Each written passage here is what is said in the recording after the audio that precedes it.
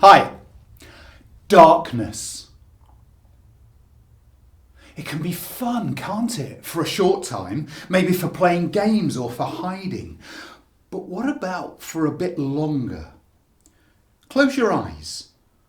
What if the darkness carries on and on and on? That's not so good. What if you can see nothing? Nothing at all? Ever? What if you've never seen anything? Most of us can now open our eyes and see things, the screen, the room, maybe other people. But what if you couldn't?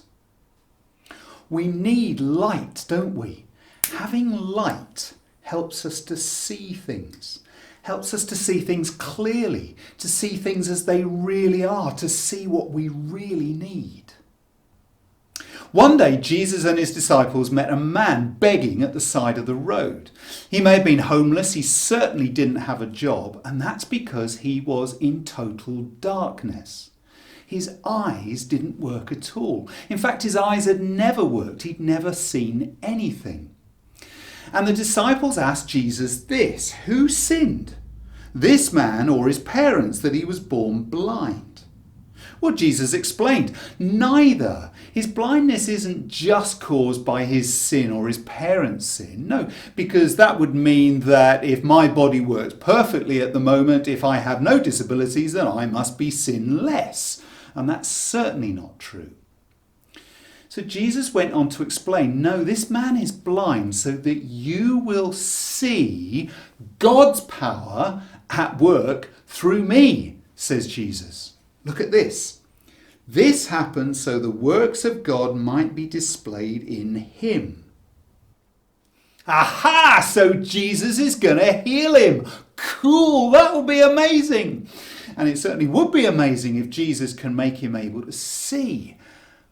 But is that it? Is that all Jesus is interested in? That the man can see? I mean, what if he gets hearing problems or catches a virus and gets really ill? Or when he's older gets dementia? And one day the bodies that we all live in will stop working and die. So if all Jesus does is heal his eyes that bring light into his life now, then he'll be able to get a job now and stop begging now. But ultimately, it's only going to make his life now better. He needs something much bigger than that. He needs something or somebody who will make a difference to him forever. And then Jesus says something astounding. He says this: I am, says Jesus, the light of the world. Not just I'm the one who's going to make you able to see, not just I'm the one who can light up your life with some amazing teaching. No, I am the light of the world. God bringing light into the world, the whole world. Wow, that's a huge claim, isn't it? So what did Jesus do?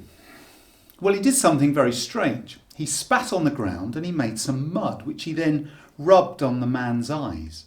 And then he sent him across the city to a pool called Siloam to wash the mud off. And John says that when he washed the mud off, he could see. Wow! Just think about that for a second. So whatever it was that was causing this man not to see, Jesus fixed. So maybe the little blood vessels in the back of his eyes started to grow and fill with blood so that he could see light coming into his eyes. Maybe the wires in his brain that had never been there started to grow and then connect up so that he could make sense of the light coming into his eyes. He could now see trees and people and the pool. Wow, Jesus did all of that for him. Well, he must have been jumping up and down with excitement, and his neighbours saw him and said, hang on a second, aren't you the guy who used to sit at the side of the road begging? How come you can see now? Well, a man called Jesus made some mud, put it on my eyes and told me to go and wash it off in the pool, and when I did that, my eyes started working. Well, that made no sense to them whatsoever, so they took him to the important religious Pharisees who were bound to be able to make sense of it all. And all they were interested in was that Jesus had done this on the Sabbath. You know, like spitting on the ground and making mud is hard work. And you don't do that on the Sabbath. Jesus can't be from God. Eh? Said the man. If he's not from God, how come he's able to fix my eyes? Ah, good question, huh? And they didn't have a good answer for that, so they kicked him out. Now remember that the man hadn't seen Jesus yet, because he'd only started seeing when he was at the pool. And Jesus caught up with him and asked him a question, but he didn't ask him, what's it like being able to see? He asked him something much more important. He asked him this: do you believe in the Son of Man? Son of Man was the name that Jesus liked to call himself. You see, Jesus is much more interested not in whether the man can see trees and people and stuff, but whether he sees who Jesus really is and puts his trust in him.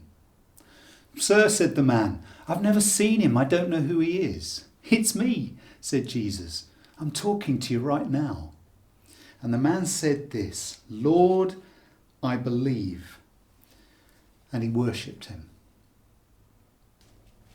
You see, most of us can see the screen and the room and the trees and the people around us, but do we really see who Jesus is, the light of the world?